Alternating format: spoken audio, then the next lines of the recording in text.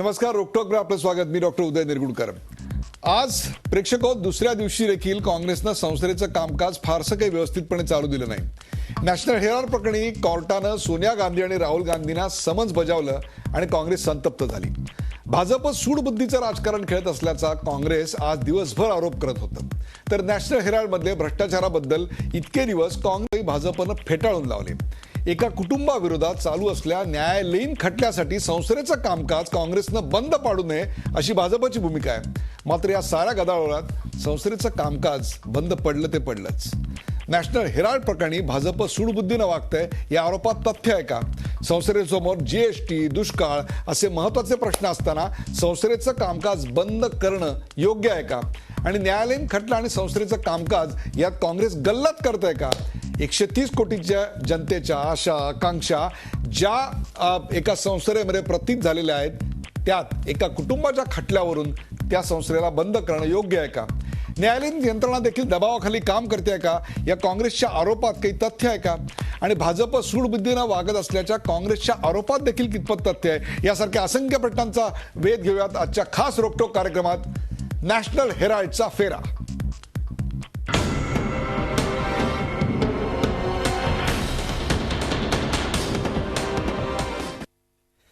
National हेराल्डचा फेरा या कार्यक्रमात सुरुवातीला पाहूया या विषयावरचा एक खास रिपोर्ट.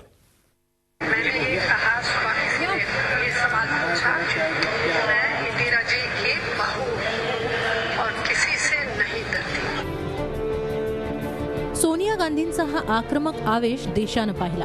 नॅशनल हेराल्ड प्रकरणावरून सोनिया गांधी आणि राहुल गांधी यांना कोर्टानं समन्स बजावलंय. मात्र सरकार सूडबुद्धीनं कारवाई करत असल्याचा आरोप करत काँग्रेस खासदारांनी बुधवारी संसदेत गोंधळ घातला. नॅशनल हेराल्ड प्रकरणाचा संबंध थेट गांधी परिवाराशी असल्यानं विरोधाची धार आणखी वाढली. राहुल गांधींनी तर पंतप्रधान कार्यालयावरच तोफ डागली. 100% political vendetta, pure political vendetta coming out of the PM office. This is what this is. This is their way of doing politics. Pure 100% vendetta.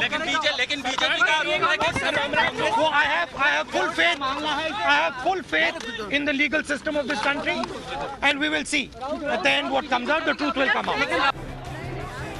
या गोंधळामुळे संसदेत दुष्काळावर चर्चा होऊ शकली नाही. आरोप प्रत्यारोपांचा सुकाळ मात्र पाहायला मिळाला. इस देश में 2 कानून हैं. एक कानून विपक्ष के लिए और एक कानून इस देश के सरकार के लिए.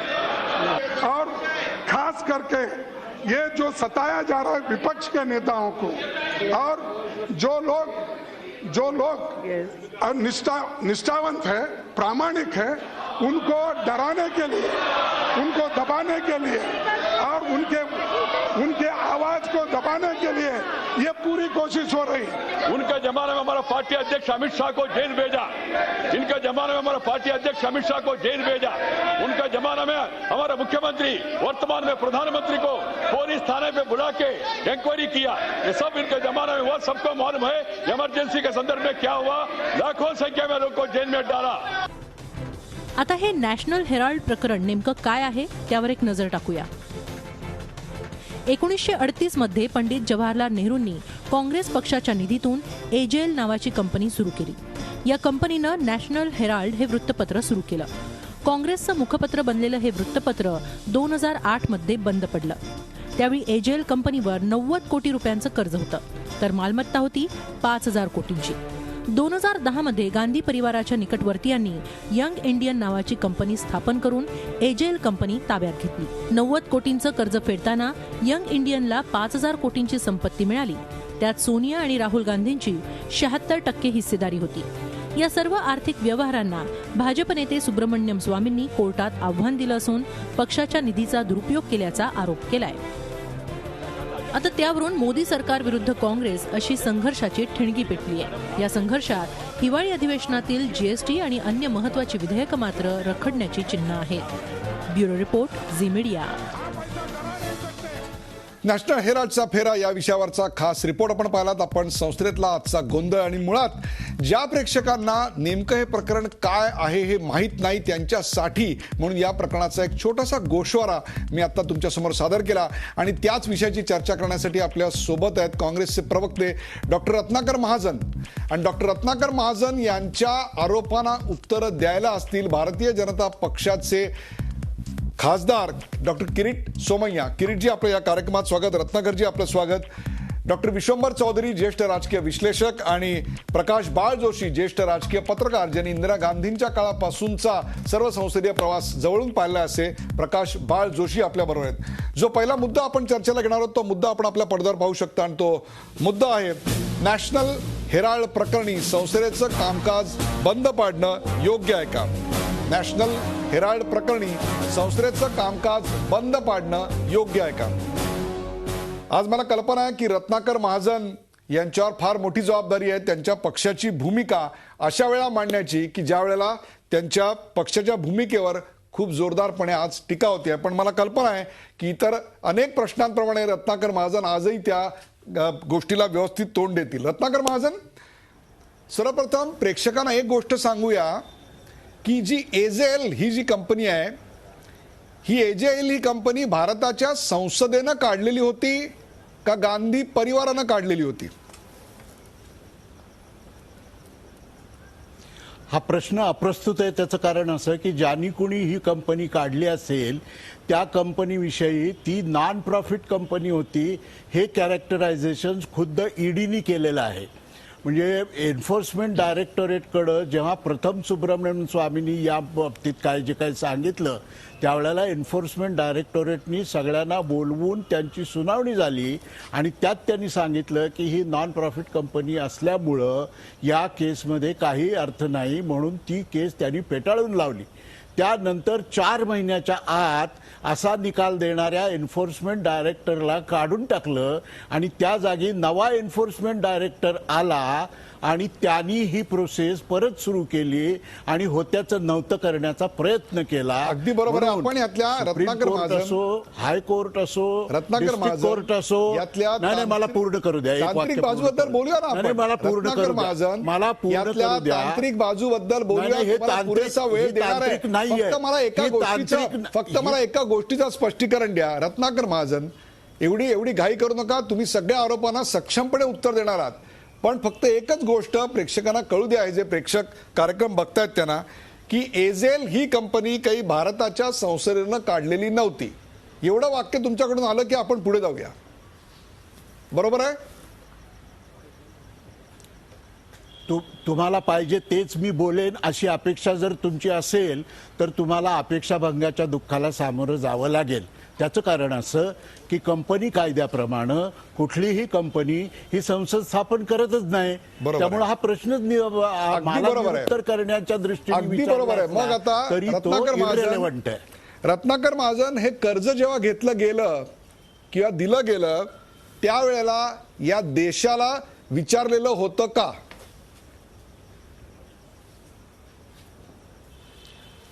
रिप्रेझेंटेशन ऑफ पीपल्स ऍक्टचं 29A आणि 29B हे कलम जर आपण बघितलं तर या कायद्यानुसार राजकीय पक्षांच्या निधी संकलनाविषयी नियम दिलेले आहेत. करेक्ट. पण ते निधी कशा प्रकारे खर्च करावेत याबद्दलच्या काही स्पष्ट सूचना त्यात नाहीत. त्यामुळं एखाद्या राजकीय पक्षाला आपल्या पक्षाला पूरक असलेलं काम करणाऱ्या कुठल्या एखाद्या कंपनीला, संस्थेला, व्यक्तीला, वृत्तपत्राला जर काही मदत करावी तर ते त्यांना पूर्ण स्वातंत्र्य आहे. अगदी बरोबर आहे. देशाचे महत्त्व, देशाची परवानगी घेण्याचा प्रश्न उद्भवत नाही. महाजन, तुम्ही तांत्रिक बाजू अत्यंत भक्कमरित्या अभ्यासून आलात, याच्याबद्दल काही वादच नाही. माझा एक साधा मुद्दा आहे की कर्ज घेताना देशाला विचारलेलं नव्हतं एवढीच फक्त वस्तुस्थिती जनतेसमोर येऊ द्या. ते विचारणं बंधनकारक नाही हे देखील आपण क्षणभर आपलं म्हणणं ग्राह्य मानूया.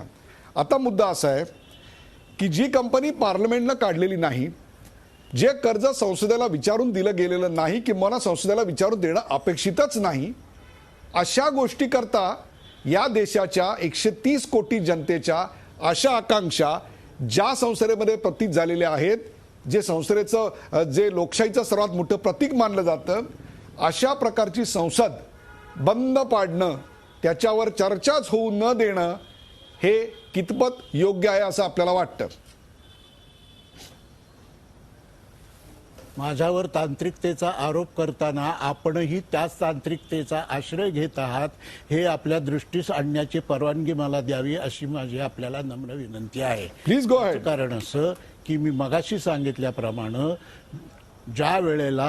ज्या वेळेला ईडीनी हे सगळं फेटाळून लावलं त्यावेळेला ईडीचा डायरेक्टर बदलून पुढचं जे करायचं त्यासाठी सुब्रमण्यम स्वामीच्या आग्रहाखातर सरळ पीएमओ मधनं हस्तक्षेप झालेला होता आणि हा शासकीय कामकाजातला हस्तक्षेप राजकीय उद्दिष्टाने प्रेरित होता. हा मुद्दा न्यायालयापेक्षा सुद्धा संसदेसमोर येणं हे महत्वाचं होतं आणि म्हणून आपल्या प्रश्नाचं तांत्रिक उत्तर असू शकत नाही, राजकीय उत्तर मात्र मी दिलं तेच आहे.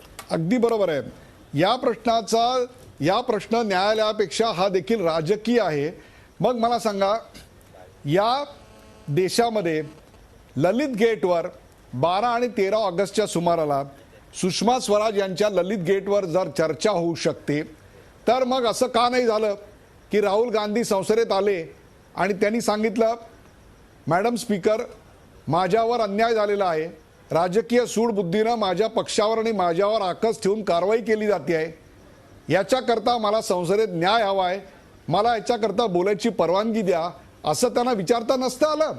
असं करायच्या ऐवजी आपण संसद बंद करता हे कितपत लोकशाहीला धरून आहे? आपल्या पक्षाला लोकशाहीची प्रचंड बूज आहे म्हणून हा प्रश्न विचारतोय. नाही, ती बूज आहेच आहे, त्यामुळे त्याच्यावर उपहास करण्याची आवश्यकता नाही. उपहासाचं स्वातंत्र्य मान्य करून सुद्धा इथं तो इर्रेलेव्हंट आहे तो उपहास. मुद्दा असा की व्यापम असेल, छत्तीसगड मधला 16,000 कोटीचा तांदूळ घोटाळा असेल, महाराष्ट्रातले आणखीन प्रकरणं असतील, ती ज्या ज्या वेळेला काँग्रेसनं संसदेमध्ये उपस्थित करायचा प्रयत्न केला त्या वेळेला हा राज्याच्या अखत्यारीतला प्रश्न आहे म्हणून त्याची चर्चा संसदेमध्ये होऊ शकत नाही असं सांगून ती चर्चा नाकारली गेली. ललित गेटची जी सुद्धा चर्चा झाली त्याबद्दल सुद्धा निसंदिग्ध भ्रष्टाचाराच्या विरोधात भूमिका घेण्याच्या ऐवजी आणि त्या राज्याच्या मुख्यमंत्री आणि ते जे कोण आहेत गृहस्थ ललित मोदी त्यांच्यावर देशाच्या कायद्यानुसार कारवाई सुरू करण्याच्या ऐवजी ती चर्चा सुद्धा गुंडाळली गेली.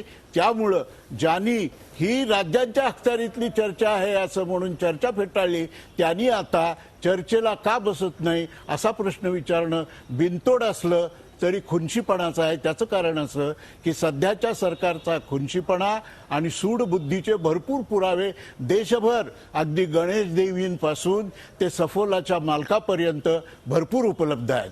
आता मला तुम्ही सांगा, ही जी खुनशीपणा तुम्ही म्हणताय, हा खुनशीपणा सुब्रमण्यम स्वामींचा आहे की पीएमओचा आहे? सुब्रमण्यम स्वामींनी जेव्हा तक्रार दाखल केली त्यावेळेला ते भाजपमध्ये होते की नव्हते? ते मला माहित नाही आणि मला त्याचं उत्तर देण्याची आवश्यकता वाटत नाही. पण आता जे होतंय ते त्यांच्या प्रोव्होकेशनवरनं होतंय आणि प्रत्यक्ष पीएमओ मधनं होतंय हे मात्र नक्की.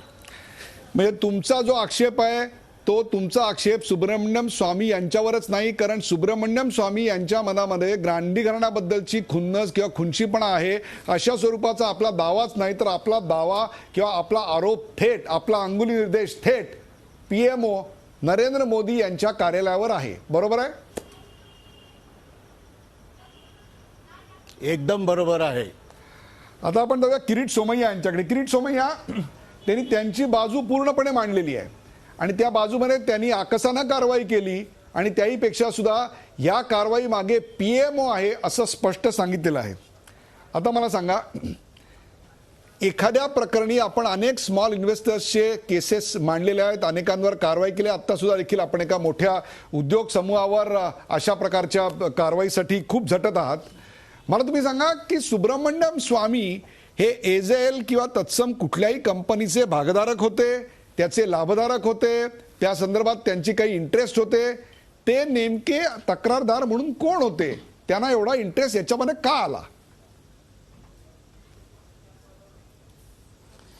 वास्तविकरित्या आपल्याला आठवत असेल की 2010 ते 2014 देशात भ्रष्टाचाराच्या विरोधात एक मोठ्या प्रमाणात सगळ्या लोकांनी संबंधित सगळे, मग त्यात मीडिया पण, पॉलिटिशियन पण, ऍक्टिव्हिस्ट पण, अण्णा हजारे पासून अरविंद केजरीवाल पर्यंत एक आवाज उभा राहिला. सुब्रमण्यम स्वामीच्या लक्षात त्यावेळी असं आलं की हा पण एक अपारदर्शकता, याला आता कोणी भ्रष्टाचार म्हणणार, कोणी अपारदर्शकता म्हणणार, तर अपारदर्शकपणाचा हा एक उदाहरण आहे हे. आणि म्हणून स्वामींनी 2012 मध्ये पण एक ऍक्टिव्हिस्ट आहेत. तर हल्ली समजा आता मी हायकोर्टात PIL केली तर समोरची पार्टी जाते हायकोर्टात, मग ते तटकरे असो, भुजबळ असो की आणखीन कोणी, म्हणाल first you should have adopted all the due courses available in our system. म्हणून तुम्ही पोलिसांना तक्रार केली की नाही सगळ्या गोष्टी. तर स्वामींनी पण तेच केलं. आता हे जे आहेत non profit making company, AJL असो की यंग इंडिया असो, त्याचे पेपर स्वामींनी काढले, त्याच्यात खोलमध्ये गेले. आता ते पेपरमध्ये बॅलन्स शीट पाहिल्यानंतर कोणी चार्टर्ड अकाउंटंट पहिला प्रश्न विचारणार, अरे बाबा AJL कडे 2000 कोटीची जर एस्टेट होती, त्याचं मार्केट व्हॅल्युएशन 2000 कोटी आहे, मग 90 कोटी रुपयाचं लोन परत करायला काय हरकत होती? 50 लाखाचं याच्यासाठी एवढी धडपड का? दुसरा प्रश्न चार्टर्ड अकाउंटंट सुब्रमण्यम स्वामी पण इकॉनॉमिस्ट आहे, हार्वर्ड मध्ये होते, तर त्यांनाही मनात प्रश्न आला की एकदम यंग इंडियन कंपनी एकदम कधी काय जन्माला आली, आणि त्याचं 50 लाख भाग भांडवल मध्ये हे दोन म्हणजे मुलगा आणि आई यांचे 76% शेअर्स एकदम, आणि उरलेले 24% पण तशाच लोकांचे. आणि ती कंपनी अशा पद्धतीने ही 2000 कोटीची एस्टेट तिच्याकडे त्या नवीन कंपनीकडे येते, तर स्वाभाविकरित्या स्वामींना यात काहीतरी काळं वाटलं आणि त्याने त्याच पद्धतीने किरीट सोमय्या, आता मुद्दा असा आहे की स्वामींना काळं बेरं वाटलं. ते चार्टर्ड अकाउंट, ते इकॉनॉमिस्ट आहेत, हार्वर्डमध्ये प्रोफेसर होते, हे सगळे आपण उल्लेख सगळ्यांना माहिती आहेत त्याच्याविषयी. कदाचित लोकांना हेही माहिती असेल की 1998 मध्ये वाजपेयींचं सरकार पडलं तेव्हा याच सुब्रमण्यम स्वामींचा काही रोल होता का? किरीट सोमय्या, स्वामी हे स्वामी सुरुवातीत जनसंघाबरोबर होते, नंतर जनता पार्टीच्या काळात मोरारजी देसाई बरोबर गेले, नंतर भाजपचा विरोधात प्रखर विरोधक झाले होते. त्यात अटलजीचे पण ते प्रखर विरोधक झाले होते, अडवाणीजीचे पण झाले होते, भाजपचे पण झाले होते. स्वामी स्वतः एक असं व्यक्तिमत्व आहे, आक्रमक सुशिक्षित व्यक्तिमत्व, त्यांची स्वतःची कार्यपद्धती आहे, त्यांचे स्वतःचे विचार आहेत. आता चिदंबरमच्या विरोधात पण स्वामी होते मैदानात. किरीट भाई, मुद्दा काय आहे की मुद्दा ईडी आणि PM तो कुठे प्रश्न विचारताय? तो मुद्दा स्वामींनी उपस्थित केलेले मुद्दे हे Delhi high court, Delhi metropolitan court आमची जर उचलून धरत असेल, आमची फसवणूक झाली असं AJLच्या कुठल्या भागधारकानं किंवा कुठल्याही इंटरेस्ट ज्यांचा त्याच्यामध्ये होता अशा एखाद्या माणसानं तक्रार केली असती तर आम्ही समजू शकलो असतो. परंतु आज इथे तक्रार करतायत ते स्वामी, ज्यांचा या प्रकरणाशी तसं पाहिलं तर काहीही संबंध नव्हता.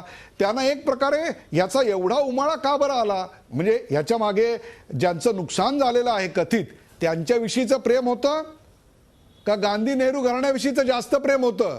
नेमकं काय होतं किरीट सोमय्या? अगदी स्पष्ट आहे, त्यांना गांधी नेहरू घराण्याचे अशा प्रकारचे भ्रष्ट मार्ग, आणि शेवटी ती प्रॉपर्टी बिलॉंग टू पब्लिक. त्यांनी काय राहुल गांधी आणि सोनिया गांधींनी पैसे कमवून उभी केलेली नव्हती. काँग्रेस पार्टी तर पब्लिक पार्टी, पब्लिक म्हणजे पब्लिक इन्स्टिट्यूशन, म्हणून त्याचा वापर करून घेतला. पॉलिटिकल पार्टीचा वापर तुम्ही त्याचे ट्रस्टी आहात, स्वतःच्या व्यक्तिगत ह्याच्यासाठी करता येत नाही. किरीट भाई, किरीटभाई, स्वामीला जे किरीटभाई, वाटलं ते हायकोर्ट किरीटभाई, आणि अजूनपर्यंत कोर्टाला वाटलं तरी- त्यात आम्ही अजून काय करणार? किरीटभाई, कोर्टात जाऊन भांडा. अजूनपर्यंत तरी या केसमध्ये राहुल गांधी आणि सोनिया गांधी यांना थेट पैसे मिळालेले आहेत असा तर्क असू शकतो. अशा प्रकारचा कुठलाही पुरावा किंवा तत्सम काही गोष्ट आपल्या समोर असेल तर प्रेक्षकांना सांगा. किरीट सोमय्या. तर पहिली गोष्ट ते यात स्वामीला वाटलं ते कोर्टात गेले. कोर्टाने हा विषय उचलून धरला. हायकोर्टाने काँग्रेसची पिटिशन कोणी फेटाळली? हे काय पीएमओनी फेटाळली? एवढे मोठे मोठे वकील कपिल सिब्बल पासून आपला अभिषेक सिंघवी पर्यंत. दुसरी गोष्ट हायकोर्ट असो की कोर्ट असो अजून फैसला आला नाही. मेट्रोपॉलिटन कोर्टाला वाटलं की या संबंधी बाबा तुम्ही स्पष्टता करा, तर तुम्ही कोर्टात जाऊन स्पष्टता करा. जर तुम्ही एकदम स्वच्छ आहात तर कशाला काळजी करतात? मला सांगा, आज संसद बंद पाडली, काल बंद पाडली. मी काल पण त्यांना विचारलं संसदेत, अरे बाबा तुम्ही का बंद पाडतायत? सांगा ना. नॅशनल हेराल्ड वरून सोनिया गांधी, तर ते नाव बोलत नाही, बाकी सगळं बोलतात. पण आम्ही नॅशनल हेराल्ड वरून, मग ते बोला तुम्ही. म्हणजे एक प्रकारे मग त्याला अजूनही किरीटभाई, कोर्टाकडे जाता किरीटजी, येणार. राहुल गांधी आणि सोनिया गांधी यांना थेट ह्याच्यात पैसे मिळालेत किंवा त्यांच्यावर भ्रष्ट आहेत अशा प्रकारचा कुठलाही पुरावा किंवा दस्तऐवज आता आपण सांगू शकत नाही आहात. आता फक्त आपण धूर आहे. बोला बोला किरीटभाई, बोला किरीटभाई, बोला. नाही हो, हे स्पष्ट आहे. ते स्वामींनी हो. म्हटलं, दिल्ली हायकोर्टाने पण ते म्हटलं आणि मेट्रोपॉलिटन कोर्टाने सांगितलं की 2000 कोटी रुपयाची प्रॉपर्टी ही यंग इंडियाकडे ट्रान्सफर झाली. ती 550 लाख रुपयाच्या मोबदल्यात झाली आणि तेही परत राईट ऑफ केले गेले. तर 2000 कोटी रुपयाच्या प्रॉपर्टीचे मालक आता यंग इंडिया, ज्यात 76% शेअर राहुल गांधी आणि सोनिया गांधीचे आहेत.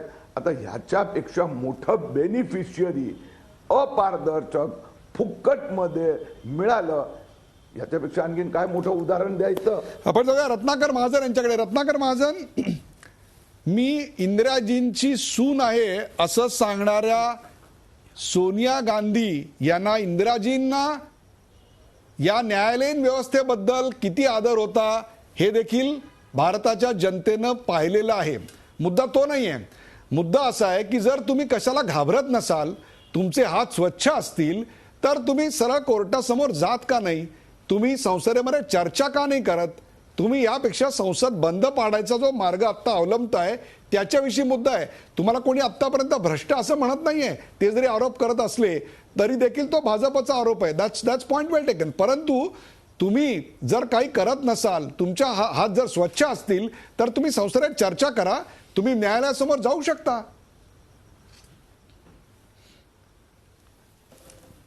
किती हास्यास्पद युक्तिवाद एखाद्या प्रकरणाबद्दल केला जातो याचं प्रात्यक्षिक आता आपण पाहिलं. पहिली गोष्ट अशी की तुमच्याकडे जर एवढे पैसे आहेत तर तुम्ही 90 कोटीचं कर्ज फेडलं का नाही? अरे हे तुम्ही कोण विचारणारे? ते कर्ज देणारे आणि कर्ज घेणारे यांच्यातला व्यवहार आहे. समजा बँकेने कर्ज दिलं असेल आणि ते जर परत येत नसेल तर बँक त्यांना विचारेल की तुम्ही कर्ज का नाही परत केलं म्हणून.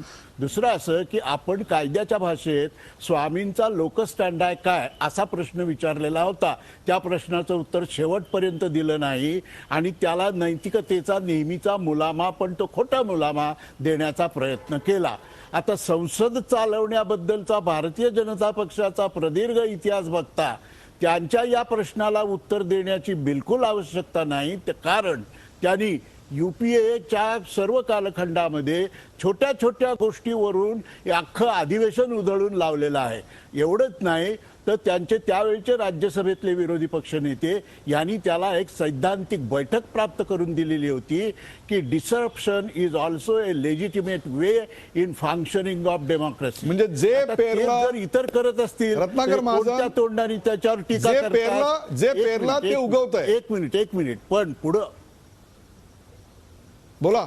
हा हे त्यांना म्हणायलाच लागेल. त्यांना जर म्हणणार नाही तर देशातले लोक हे म्हणतील की तुम्ही जे पेरलं तेच उगवतो. पण त्याच्याही पुढे जाऊन काँग्रेसचं म्हणणं असं आहे की लोकशाही संस्था, संसद यांची प्रतिष्ठा, त्यांचं सुचारू कामकाज, त्यांचं सुरळीत कामकाज आणि त्यांनी लोकांच्या प्रश्नांची चर्चा करून त्याची तड लावावी ही त्याची कल्पना, याबद्दल काँग्रेसला पूर्ण आस्था, आदर आणि ते सुचारित चालू द्यावं याच्याबद्दल कुठल्याही शंका नाहीत. आपण त्याची चर्चा करणार आहोत किंवा सर्वोच्च न्यायालय यांच्याही निर्णय क्षमतेबद्दल काही शंका नाही. आपण त्याच्याशी चर्चा करणार आहोत. चर्चेत या टप्प्यावर प्रकरण असताना या टप्प्यावर राजकीय हस्तक्षेप बरोबर आहे. याच टप्प्यावर आता आपण दोन आपले जे राजकीय विश्लेषक आहेत त्यांना चर्चेत सहभागी करूयात. डॉक्टर विश्वंभर चौधरी, तुम्ही दोघांचे प्रतिवाद ऐकले, दोघांना केलेले प्रश्न, त्यांची उत्तरं, किंबहुना जे प्रश्न आहेत त्या प्रश्नांची न दिलेली उत्तरं देखील आपण पाहिलीत. मुद्दा असा आहे की या सर्व प्रकरणी संसद बंद पडणं योग्य आहे का? एका कुटुंबाचा हा प्रश्न आहे का? हा संपूर्ण न्यायालयाचा, हा संपूर्ण देशाचा प्रश्न आहे असं वाटतं आपल्याला? उदयजी, मी विश्लेषक वगैरे म्हणून नाही, पण सामान्य माणूस म्हणून याचं उत्तर देऊ इच्छितो. ते उत्तर स्पष्टपणे असं आहे की भाजपाने जी आडकाठी आणली काँग्रेसच्या काळात ती वाईट होती आणि आता त्याचं सुडाचं राजकारण काँग्रेसनं करणं हेही वाईट आहे. त्याचं कारण असं की GST सह अनेक महत्त्वाचे बिलं पेंडिंग आहेत. यामध्ये जर काही भ्रष्टाचार किंवा इतर मुद्द्यावरून असतं तर आपण तो समजू शकलो असतो, परंतु हा एका कुटुंबाचा मॅटर आहे असं चित्र देशभर जात आहे, जे काँग्रेससाठी अजिबात चांगलं नाही.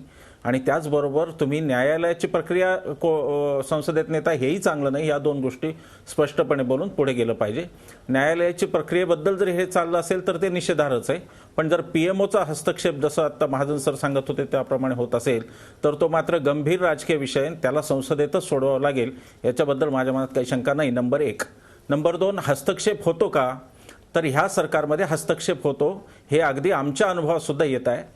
इथपर्यंत हस्तक्षेप होतो की विशिष्ट नेत्यांच्या केसेस लढवलेले लोक न्यायमूर्ती होत आहेत आणि ते काय प्रकारचे खटले हँडल करतायत याचा जर अभ्यास केला तर हे सरकार हस्तक्षेप करतं, याच्याबद्दल माझ्या तरी मनात शंका नाही. फक्त या गोष्टी आता फार उघडपणे बोलता येत नाहीत, कारण न्यायालयाच्या अवमानाचे वगैरे प्रश्न येतात, त्यामुळे या गोष्टी फार उघड बोलता येत नाहीत. परंतु हस्तक्षेप होतो आहे हे सगळ्या देशालाही माहिती आहे. नंबर 2, आता ह्याची चर्चा होताना नॅशनल हेराल्ड आणि गांधी नेहरू गांधी, आता तो द्वंद्व झाला समजतो की गांधी आणि नेहरू हे सोबतच येतात. नेहरू गांधी परिवाराचं नॅशनल हेराल्डचं नातं पहिलं एकदा बघितलं पाहिजे असं मला वाटतं. 1900 साली सर सय्यद अहमद यांची जी हवेली घेतली होती मोतीलाल नेहरूंनी विकत, स्वराज भवन नाव तिला पुढे पडलं, ती त्यांनी 1930 साली काँग्रेसला अर्पण केली होती. नंतर 1970 साली आनंद भवन जे दुसरं बांधलं होतं ते सुद्धा इंदिरा गांधींनी अर्पण केलं. तर काँग्रेसचे पहिले आद्य फायनान्सर, आजच्या भाषेत फायनान्सर, त्या काळी कदाचित गांधीजींनी सांगितलं तो आदेश ते मानत असतील, हे मोतीलाल नेहरू होते, हे जवाहरलाल नेहरू होते आणि हे नॅशनल हेराल्डचं नातं आपल्याला त्याच्याशी जोडावं लागतं. हा काँग्रेस पक्षाचा पेपर होता आणि नेहरू हे त्याचे फाउंडर होते, जवाहरलाल नेहरू. तेव्हा हे आर्थिक नातं आजच्या जसा राजकीय व्यवस्थेत राजकारणी आणि यांचे संबंध जसे त्यांच्या पत्रांचे असतात, वृत्तपत्रांचे, अशा प्रकारचा हा संबंध असून हा फार वेगळ्या काळातला एक पवित्र संबंध आहे. हे मान्य केल्यावर सुद्धा सोनिया गांधी आणि राहुल गांधी यांनी जे केलं ते मात्र अजिबात समर्थनीय असू शकत नाही. विश्वंभर चौधरी, हाच तर मुद्दा आहे की राहुल आणि सोनिया गांधी जे आता करतायत त्यांच्या मागे प्रकाश बाळ जोशी, काँग्रेस फरफटत नाईलाजानं जाते असं वाटतं. काँग्रेसमध्ये अनेक नेते असे आहेत की जे बोलत का नाही आहेत? नाही, जसं आता रत्नाकर महाजन यांनी सांगितलं की लोकसभेमध्ये विरोधी पक्षांना लोकसभेचं कामकाज थांबवण्याचा, आपला विचार मांडण्यासाठी विरोध करण्याचा जसा हक्क आहे ते निश्चितपणे मान्य आहे. परंतु आपण जर ही नॅशनल हेराल्डची केस जर बघितली तर त्याला ही अनेक आयाम आहे, त्याला अनेक अंग आहेत ह्या केसला. याचं कारण असं की एक तर मुख्यतः ही न्यायालयीन केस आहे, म्हणजे न्यायालय आणि आर्मी ह्या दोन संस्था अशा आहेत की ज्याला राजकारणाच्या बाहेर ठेवलं पाहिजे. परंतु दुर्दैवाने आज आपण जर बघितलं तर ह्या केसविषयी ज्या पद्धतीनं ती लोकसभेत मांडण्यात आली, बाहेर त्याची चर्चा चालू आहे, तर त्यावरून PMO त्याच्यामध्ये आणण्यात आलं आहे. त्याचबरोबर न्यायसंस्था जी आहे त्या न्यायसंस्थेला सुद्धा या प्रकरणामध्ये कुठं म्हणजे राहुल गांधी असं म्हणतात की त्याच्यावर सरकार दबाव आणत आहे. तर सरकार असं म्हणते की राहुल गांधी अशा प्रकारचं विधान करून न्यायसंस्थेवर त्याच्यावर दबाव आणत आहेत. तर मला असं वाटतं की ह्या सगळ्या गोष्टींचा जर विचार केला तरी लोकसभेचं कामकाज चालत असताना लोकसभेमध्ये जनतेचे आणि देशापुढचे प्रश्नच निश्चितपणे पुढे आले पाहिजेत, त्याच्यावर चर्चा झाली पाहिजे. मग त्याच्याविषयी जर तुमची मतं वेगळी असतील आणि तुम्हाला जर असं वाटलं की लोकसभा बंद पाडली पाहिजेत, सभात्याग केला पाहिजे किंवा दिवसासाठी पूर्ण सभात्याग केला पाहिजे तर ते चालू शकेल. मला तुम्ही सांगा, एका कुटुंबाची लढाई आहे का देशाची लढाई आहे? नेमकी लढाई कोणाची आहे? एका कुटुंबाची आहे, एका पक्षाची आहे, का अख्ख्या देशाची 130 कोटीची जनतेचं प्रतीक असलेली संसद एका कुटुंबासाठी बंद पडते? नाही, मग मी तेच सांगतोय की हा जो प्रश्न आहे तो सुद्धा जसं काँग्रेस म्हणते, राहुल गांधी म्हणतात की हा राजकीय प्रश्न आहे, सरकारनं त्याच्यात हस्तक्षेप केलाय, तर ती लढाई त्यांनी निश्चितपणे राजकीय पातळीने रस्त्यावर मांडावी, लोकसभेच्या बाहेर मांडावी, वेगळ्या पद्धतीने त्याचं लोकसभेत प्रश्न उपस्थित करू शकतात. पण अशा प्रकारे लोकसभेचं कामकाज थांबवणं ते काही योग्य असं मला वाटत नाही. एक प्रकारे एका कुटुंबासाठी पूर्वी आपल्याकडे म्हटलं गेलं होतं की इंदिरा काँग्रेस आहे का, जसं पूर्वी बंद पडण्याच्या मागे भाजप असायचं, जे पेराल ते उगवेल, आणि याच्यात नुकसान मात्र अल्टिमेटली होत आहे ते आपल्या सर्वांचं. चर्चा अशी चालू आहे का ब्रेक नंतर कुठे जाऊ नका, पाहत राहा झी24 तास. आपण पाहताय नॅशनल हेराल्डचा फेरा.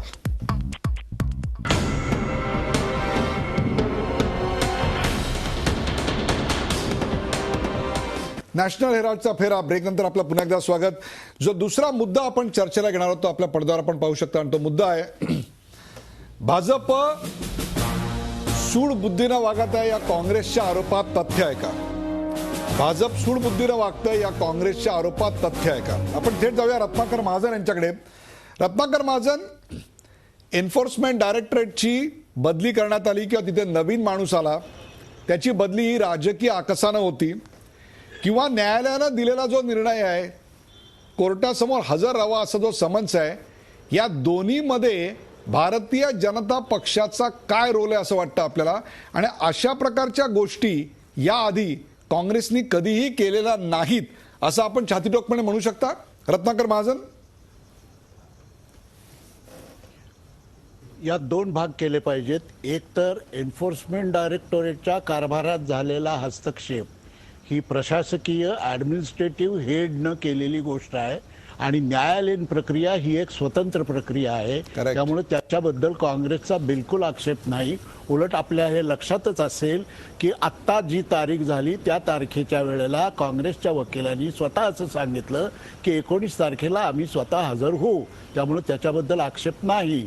आक्षेप असा आहे की ज्या वेळेला पहिला निर्णय झाला आणि त्यांनी सांगितलं की FIR सुद्धा दाखल झालेला नसताना याबद्दल सुनावणी करण्याची काही आवश्यकता नाही, तेव्हापासून जी प्रक्रिया सुरू झाली ती राजकीय सूडाची प्रक्रिया आहे.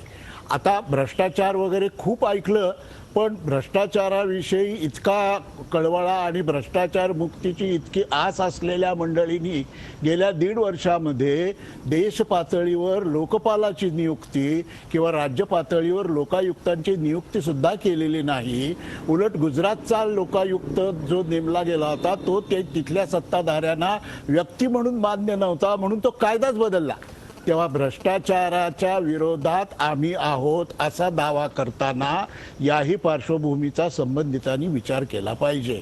आता संसदेच्या कामकाजाबद्दल आपण म्हणता ते अगदी बरोबर आहे की संसदेचं काम सुचारू चाललं पाहिजे आणि हे जे कुटुंब सारखं चाललंय ना ते एका अर्थानं दिशाभूल करणार आहे. कारण मगाशी विश्वंभरनी सांगितल्याप्रमाणे त्या नॅशनल हेराल्ड वर्तमानपत्र स्वातंत्र्य चळवळ आणि नेहरू पितापुत्र यांच्या वारशाचा हा प्रश्न आहे. पुढं तो कंपनीच्या रूपानं जरी आपल्या समोर आलेला असला तरी तो वारसा स्वातंत्र्य चळवळीशी संबंधित आहे. त्यामुळं केवळ कुटुंबासाठी संसद वेठीला धरणं हे विधान लोकप्रिय असलं तरी वस्तुस्थितीला धरून नाही. दुसरं असं की संसदेचं काम व्यवस्थित चालवणं हे मुख्यतः सत्ताधाऱ्यांचं काम असतं. आपल्याला जर आठवत असेल तर लोकसभेमध्ये जेव्हा VK सिंग प्रश्नावरनं गोंधळ झाला त्यावेळेला गोंधळाला वैतागून पंतप्रधान लोकसभेतून उठून गेले आणि आपण सर्वांनी दुसऱ्या दिवशी बातमी अशी दिली की पंतप्रधानांचाच सभात्याग. भारतीय लोकशाहीच्या इतिहासात पंतप्रधानांनी सभात्याग करण्याचा हा पहिला आणि बहुधा शेवटचाच प्रसंग असेल. आपण विश्वंभर चौधरींकडे जाऊया. विश्वंभर चौधरी, नॅशनल हेराल्डची केस ही एका कुटुंबाच्या शेअरच्या हस्तांतरणाची किंवा अशी कोणती नसून ती स्वातंत्र्य चळवळीचा जाज्वल्य इतिहास असल्याच्या आपला जो आता साक्षात्कार आहे त्याच्याविषयीचा हा प्रश्न आहे. अशा प्रकारे कंपनी हातात ताब्यात घ्यायचं प्रकरण ज्या वेळेला समोर आलं, एन्फोर्समेंट डायरेक्टरेटचे पहिले निकाल आले किंवा त्या आधीचं सरकार होतं, तेव्हा त्या सरकारची या संदर्भातली भूमिका काय होती, त्यावेळेला हा वारसा नव्हता का? मग या वारशामध्ये जी लोक काम करत होती त्यांच्या परताव्याचं काय? या कंपनीमध्ये जर समजा 5,000 कोटीचे ॲसेट नसते तरी देखील याला स्वातंत्र्य चळवळीचा वारसा असं म्हणून आपण जो आता मुलामा देत आहे तसा तो ठेवता आला असता का? विश्वंभर चौधरी. नाही, स्वातंत्र्य चळवळीचा वारसा या अर्थाने की जे अर्थकारण आहे त्याच्या मागचं ते समजून घेतलं पाहिजे. मी असं म्हणालो की काँग्रेसचे इनिशियल फायनान्सर हे इतिहासातच दिसतं की ते मोतीलाल नेहरू हेच होते, जवाहरलाल नेहरू हे होते आणि त्या कुटुंबांनी काँग्रेसला जेवढं दिलं मला नाही वाटत की काँग्रेसनी इन रिटर्न तेवढे पैसे त्यांना दिले असतील, म्हणून त्यामुळे त्या लाईन्सवरती मी बोलत होतो. परंतु असं असलं तरी म्हणजे एकदा राष्ट्राला दिलेली संपत्ती किंवा काँग्रेस हा पक्ष म्हणून त्यांनी विनियोग कसा करायचा त्या बाबतीत विश्वंभरजी एखाद्या कुटुंबानं एखाद्या पक्षाला दिलेले पैसे हे संसद बंद करण्याचं कारण कसं काय असू शकतं? हा प्रश्न देशाचा आहे की एका कुटुंबाचा आहे हा सवाल आहे. त्याच्यावर तुम्ही याला जे एक स्वातंत्र्य चळवळीच्या इतिहासाचं रूप देताय ते समजून घ्यायचा प्रयत्न करतोय मी. मीच तेच सांगतोय 47च्या आधीची परिस्थिती आणि 47च्या नंतरची यात तर स्पष्ट आपल्याला भेदभाव करावा लागेल. आणि काँग्रेस जी 47च्या नंतरची आहे ती काही 47च्या आधी तशी नव्हती आणि त्या काँग्रेसनी तेव्हा काँग्रेस हे राष्ट्रीय आंदोलन होतं, तो राजकीय पक्ष नव्हता हे आपण लक्षात घेतलं पाहिजे. तेव्हा जे काही काँग्रेसला तेव्हा जे दिलं जात होतं म्हणजे अगदी बायका गळ्यातले दागिने पण देत होत्या ते राष्ट्रीय पक्ष म्हणून देत होत्या, पक्षनिधी म्हणून काँग्रेसला ती मदत नव्हती. हा स्पष्ट फरक लक्षात घेतल्यानंतर आपण पुढे बोललं पाहिजे. मी हे म्हणत होतो पुढे की तरीही सोनिया गांधी आणि राहुल गांधी यांनी आजचं त्यांचं स्टेटस काय हे स्पष्टपणे लोकांना सांगितलं पाहिजे. जर ते पार्टीचा म्हणजे आज ती पार्टी आहे आणि पार्टीच्या फंड्स बद्दल तर आमचा पहिल्यापासून आक्षेप आहे आणि तो फक्त काँग्रेसबद्दलच नाही, तो भारतीय जनता पक्षाबद्दल आहे की यांचे फंडिंग होतं कुठून, एवढ्याले पैसे येतात कुठून प्रचाराला आणि हे सगळं दाखवतात काय आणि त्या पैशांचं पुढे काय होतं जनतेला का कळत नाही. 20,000च्या आतल्यांचं नावं न देता ते कसं काय होतं हे आम्ही म्हणतोच आहे. तर ते करण्याचा दोन्ही राष्ट्रीय पक्षांचा प्रयत्न सुद्धा नाहीये. त्याचं कारण की अडचणीत येतील ते पक्ष हे त्यांना माहिती आहे. पण मुद्दा असा आहे की समजा पक्षाच्या पातळीवरती झाला असेल, सोनिया आणि राहुल गांधी यांनी निवेदन करावं संसदेत. मला असं वाटतं की यातला जो गंभीर मुद्दा आहे तो पहिला सोनिया राहुल गांधींच्या निवेदनाचा आहे. त्यांनी ते करून त्यांची बाजू पहिल्यांदा देशाला सुद्धा समजून सांगितली पाहिजे, फक्त न्यायालयाला नाही. कारण की ते देशाचे मोठे पुढारी आहेत, एका मोठ्या पक्षाचे पुढारी आहेत, त्यामुळे देशाला कळू द्या की नेमकी काय बाजू आहे. नंबर 1.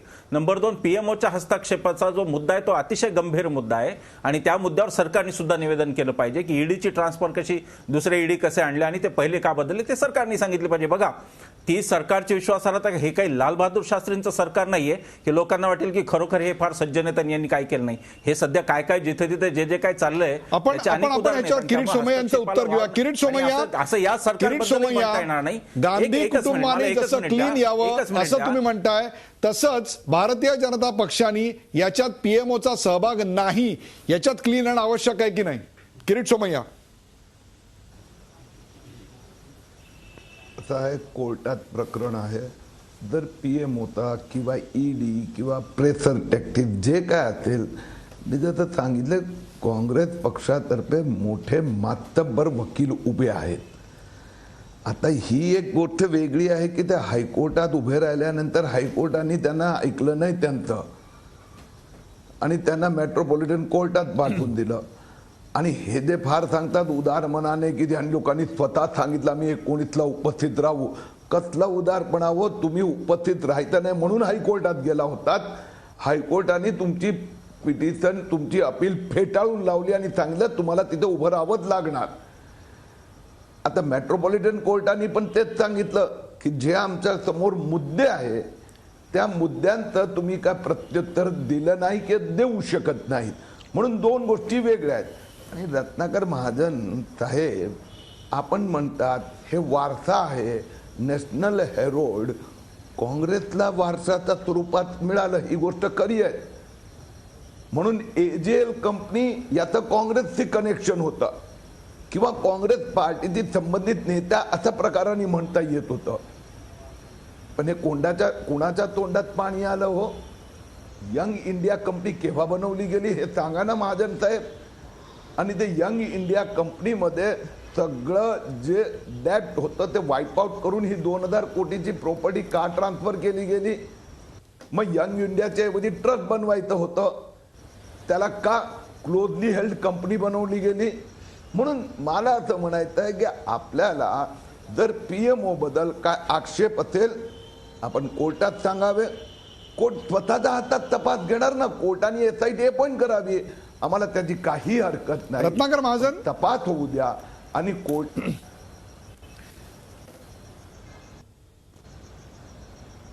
पुन्हा एकदा हास्यास्पद युक्तिवाद ऐकण्याचा दुरवस्था प्रसंग आपल्यावर ओढवलेला आहे. त्याचं कारण असं की हायकोर्टामध्ये आम्हाला व्यक्तिगतरित्या हजर राहण्यापासून एक्झम्पशन द्यावं असं जेव्हा पिटिशन झालं त्यावेळेला देशाच्या कायद्यात त्या संबंधित तरतूद आहे त्याप्रमाणेच झालं. म्हणजे ते कायद्याच्या प्रक्रियेनुसारच झालं. त्यामुळे त्याच्यात काहीतरी फार आखरीत घडलं आणि पळून जाण्याच्या उद्देशाने घडलं असा आवडण्याचा जो प्रयत्न केला जातो तो हास्यास्पद आहे. दुसरा हास्यास्पद दावा असा की पब्लिक लिमिटेड का नाही केली, मग क्लोजली हेल्डच का नाही केली? अरे त्या डायरेक्टर बोर्डाचा तो निर्णय असतो. कंपनीला जे लोक कोळून प्यालेले आहेत त्यांनी असले प्रश्न उपस्थित करणं हा दुसरा हास्यास्पद युक्तिवाद आहे. तिसरा हास्यास्पद युक्तिवाद मी मगाशी म्हटल्याप्रमाणे संसदेचं कामकाज सुचारू रूपानं चालू राहणं ही मुख्यतः सत्ताधारी पक्षाची जबाबदारी आहे. आणि सत्ताधारी पक्ष जोपर्यंत विरोधी पक्षांच्या बाबतीत रिस्पॉन्सिव्ह, टॉलरंट आणि अकोमोडेटिव्ह राहत नाही तोपर्यंत हा जो पेच प्रसंग आहे हा सुटणं अवघड आहे. त्यामुळं सत्ताधारी पक्षानं मध्ये एकदा शो करून बघितला पण तो देखावा सुद्धा फार वेळ टिकवता आला नाही, कारण नंतर संसदेमध्ये सत्ताधारी पक्षानेच अनेक खुसपट काढून काँग्रेसच्या गळ्यात लोढणं अडकवण्याचा प्रयत्न केला. किरीट सोमय्या, आपल्याकडे दोन प्रकारच्या पार्लमेंटच्या बाबी असतात. एक म्हणजे निवडणुकीची लोकशाही ज्याच्यामध्ये तुमच्यासारखी लोक निवडून येतात, त्याचा एक लोकशाहीचे काही आपल्याकडे ढाचा एक प्रारूप आहे. आणि दुसरं म्हणजे संसदीय लोकशाही, तुम्ही निवडून गेल्यानंतर संसदेमध्ये काय करता. आपल्याकडे जी लोकशाही आहे त्या लोकशाहीमध्ये आम्ही मास्टरी मिळवलेली आहे की 50% संसद सदस्य जे आत्ता आहेत त्यांना आपण नंतर घरी बसवत असतो. परंतु पार्लमेंट कुठलंही असलं तरी ते 70% वेळा चालत नाही आपल्याकडे. आज म्हणजे we have mastered the electoral democracy but not the parliamentary democracy. आता बघा, GST याच्यासारखं अत्यंत महत्त्वाचं बिल आहे, त्याच्यावरचा तिढा सुटत आलेला असताना कुठेतरी तो सुटणार नाही असं वाटून या प्रकरणाची कळ भाजपनं स्वतःच्या हातात ठेवली होती आणि ती दाबायचा प्रयत्न केला. ती बॅकफायर झाली का, ती आधी दाबली गेली का नंतर दाबली गेली का, हा जो कुजबुजण्याचा एक प्रकार काँग्रेसकडून चालू आहे त्याचं आपण खंडन करताय. किरीट सोमय्या, असं आहे की आज दुष्काळावर चर्चा होती, काल पण होती, करेक्ट, आज पण होती. मराठवाड्याचा दुष्काळ असो किंवा अन्य ठिकाणचा, खरं म्हणजे विरोधी पक्षांना पण सरकारच्या त्रुटी आज जबाबदार धरता आलं तर ज्याच्यामुळे सरकारी पक्षाला आपल्या चुका करेक्ट करायला मिळाल्या असत्या, लोकांचं भलं झालं असतं. ह्यांना मान्य नाही. प्रश्नोत्तराच्या काळात पण असा प्रकारचं करता येऊ शकते. आता हे दरवेळी एक मुद्दा मांडणं, पहिलं मांडायचं हा भ्रष्टाचार आहे, यांनी हे केलं नाही पाकिस्तान बरोबर म्हणून आम्ही सदन बंद पाडतो. आता काल आणि आज कशासाठी बंद पाडलं हे मला अजून कळलंच नाहीये की कशासाठी बंद पाडलं. काय भाजपने त्यावेळी बंद पाडलं होतं म्हणून बंद पाडलं की नॅशनल हेरोडचा वरून बंद पाडलं? कारण की 4 दिवस संसद चालू होती, लोकसभा व्यवस्थित चालू होती 4 दिवस, काही बंद नाही पाडलं तुम्ही. 2 दिवस आधी आणि नंतर 4 दिवस. म्हणून याचा अर्थ संशय येतो आणि लोकांचा मनात संशय दृढ होतो. किरीट सोमय्या, गोलमाल हे प्रकरण वरती येण्यामध्ये किंवा हे प्रकरण असं ताणलं जाण्यामध्ये कुठेतरी जी एक राजकीय चातुर्य किंवा पॉलिटिकल मॅच्युरिटी लागते, त्या मॅच्युरिटीमध्ये भारतीय जनता पक्ष आता कमी पडतंय. आता संसद, राजकारण, भाजप आणि न्याय व्यवस्था ह्या दोन्ही गोष्टी वेगळ्या आहेत. जे सध्या नॅशनल हेरोडचा विषय आहे हा पूर्णपणे न्याय व्यवस्थेकडे आहेत. काँग्रेसने प्रयत्न केले परंतु न्यायालयाने सांगितलं nobody is above the law. म्हणून मला असं म्हणायचं आहे की त्याचा फैसला येईपर्यंत भाजप यात राजकारण करत आहेत, पीएमओचा हस्तक्षेप आहेत, हे बोलणं योग्य ठरणार नाही. आपण न्यायाची निर्णयाची प्रतीक्षा करूया आणि तोपर्यंत दुष्काळावर किंवा अन्य महत्त्वाच्या प्रश्नांवर संसदेला काम करू देऊया. करेक्ट. विश्वंभर चौधरी, एकीकडे जीएसटी आहे, दुष्काळ आहे, यासारख्या महत्वाच्या गोष्टींवर चर्चा करायची संधी किंबहुना आपल्यावरच्या अन्यायाला वाचा फोडायची संधी काँग्रेससमोर असताना काँग्रेसनं संसद बंद ठेवायची जी एक योजना आखली, जी एक स्ट्रॅटेजी आखली, त्याचा काँग्रेसला फायदा होईल का तोटा होईल? त्याचा काँग्रेसला तोटा होईल. त्याचं कारण असं की देशातल्या लोकांना हे लक्षात येत आहे की संसद बंद पाडणं हा 130 कोटी लोकांचाच हा प्रश्न आहे आणि म्हणून संसद बंद पाडणं समर्थनीय असू शकत नाही. पण मी इथे अजून एक म्हणणार की जर शक्य असेल तर काँग्रेस आणि भाजपा दोन्ही राष्ट्रीय पक्षांनी असा जर काही कायदा करता आला की किमान संसद किती काळ चालली पाहिजे याचं तरी, किंवा आम्हाला ॲश्युरन्स काय निवडून आम्ही देतो, तुम्ही जाता अधिवेशन पार पाण्यात जातात, तर एक थोडासा ॲश्युरन्स जनतेला की 40% संसद चालेल, 50% जे काही दोन्ही पक्षांनी मिळून ठरवावं, लोकशाही पद्धतीने ठरवावं आणि ते आणावं. मला असं वाटतं की राहुल गांधी, सोनिया गांधींनी संसदेबाहेर पत्रकार परिषद घेऊन जे काही म्हणायचं त्यांना ते स्पष्टपणे म्हणावं. सरकारने सुद्धा त्यांचं निवेदन द्यावं आणि संसद पुढे चालू द्यावी. न्यायालयीन प्रक्रिया तिच्या गतीने चालत राहील. त्या प्रक्रियेचा निकाल लागेल तेव्हा जे काही समोर यायचं ते येईल, कोण निर्दोष आहे आणि कोण. ह्या प्रक्रिया आपल्याकडे वर्षानुवर्ष चालतात. त्याच्यासाठी आज संसद बंद पाडणं अजिबात समर्थनीय नाही. विशेषतः दुष्काळाच्या प्रश्नावर जर मराठवाड्याच्या किंवा इतर भागातल्या चर्चा असेल तर ती बंद पडू देणं हे अजिबात शक्य नाही. काँग्रेसने 2 दिवस झाले, आता उद्यापासून काँग्रेसने समंजसपणा दाखवावा असं मला वाटतं आणि तो विषय बाजूला ठेवून आता संसद चालू द्यावी असं मी एक सामान्य माणूस म्हणून काँग्रेसला म्हणणार. परंतु उदयजी, मला हे सांगितलंच पाहिजे की हे फार खोल गेलेलं दुखणं हे संसदेचं न चालण्याचं. त्याच्यावरती सोल्युशन तुम्ही जी 24 तासच्या मी 24 तासच्या स्टुडिओत बसून आपण त्याची चर्चा करूया वेगळ्या रीतीने. संसद चालली पाहिजे याविषयी काही, संसद चालली पाहिजे याच्याविषयी काही शंका नाही. प्रकाश बाळ जोशी, जी चूक इंदिराजींच्या बाबतीत त्यावेळच्या जनता पक्षाने केली होती की त्यांना कोर्टाच्या फेऱ्यात अडकवायचा प्रयत्न केला होता, ती चूक, शेवटचा प्रश्न आहे, ती चूक आता भाजप करताना दिसते? नाही, हे जे नॅशनल हेराल्डचं प्रकरण जे आहे ते कोर्टात आहे. म्हणजे इंदिरा गांधींची जी अटक झाली होती त्यावेळेस स्पष्टपणे दिसत होतं की ही राजकीय चाल आहे किंवा त्यांना तुरुंगात टाकावं असं त्या काळच्या जनता दलातले विशेषतः मोरारजी देसाई आणि त्यांचे सहकारी यांचा कुठेतरी प्रयत्न त्यावेळेस झाल्याचं दिसून येतं. इथं थोडासा फरक मला असा दिसतो की ही कोर्टाची प्रक्रिया आहे आणि कोर्टाच्या प्रक्रियेत जे होईल ते होईल. परंतु हे होत असताना सुद्धा याचा अर्थ असा नाही की जसं काँग्रेस पक्ष म्हणते की याच्यामागे राजकारण आहे आणि ते सुडाचं राजकारण आहे. आणि सुडाचं राजकारण जर असेल तर निश्चितपणे भाजपला आणि एनडीएला त्याचा त्रास होईल आणि लोकांपुढे ज्यावेळेस ते जातील त्यावेळेस त्यांना त्याची किंमतसुद्धा भरावी लागेल. परंतु मला असं वाटतं की लोकसभा चालली पाहिजे. हो, लोकसभा चालायची असेल तर सत्ताधारी पक्ष आणि विरोधी पक्ष ही 2 चाकं आहेत आणि हे सगळे प्रश्न जे आहेत ते राजकीय सहमतीने एका मिनिटात सुटू शकतात. म्हणजे जर दोघांनी ठरवलं तर दोघंही आहे त्या प्रश्नावर, म्हणजे तो कायदे असतील किंवा हा नॅशनल हेराल्डचा प्रश्न असेल, हा लोकसभेसह चर्चा करून सुटू शकतो. तर ते राजकीय सहमती असणं आवश्यक आहे. मग आरोप प्रत्यारोप आणि सुडाचं राजकारण आहे का नाही याची चर्चा मग नंतर करता येईल आपल्याला. परंतु संसद चालू झाली पाहिजे आणि संसद ठप्प होता कामा नये. प्रेक्षकांनो, नॅशनल हेराल्ड प्रकरणाच्या दोन्ही बाजू आम्ही तुमच्या समोर मांडल्या. या प्रकरणातून संसद का ठप्प झाली याचे 2 पैलू आपण ऐकलेत. एकीकडे नॅशनल हेराल्ड प्रकरणी ठप्प झालेली संसद आहे, तर दुसरीकडे वाढलेली महागाई आहे, आत्महत्या करणारे शेतकरी आहे, जीएसटी आहे, असे अनेक महत्त्वाचे प्रश्न आहेत. पण सर्वसामान्यांच्या प्रश्नावर चर्चा होण्याऐवजी एका कुटुंबाच्या न्यायालयीन खटल्यावरून वाद उभा राहिला आणि संसदेत चर्चाच होऊ शकली नाही. एका घराण्याविरुद्ध सुरू असलेला हा खटला संसदेच्या कामापेक्षा काँग्रेस जनांसाठी अत्यंत महत्त्वाचा ठरला आणि त्याचबरोबर याच्यातनं काही पॉलिटिकल स्कोरिंग होत आहे का हे विचार करण्यात भाजप आता मशगूल आहे. सोनिया गांधी आणि राहुल गांधी हे काँग्रेसचे नेते नसते तर सर्वसामान्य माणसाप्रमाणे त्यांच्या समोरही न्यायालयीन लढाई हाच एकमेव मार्ग असता.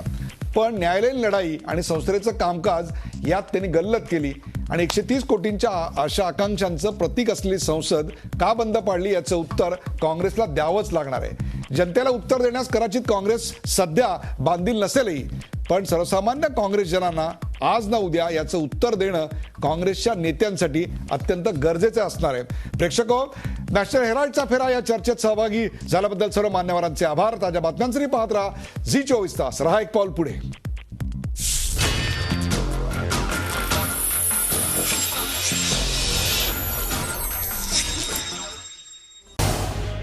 झी 24 तास रहा एक पाऊल पुढे.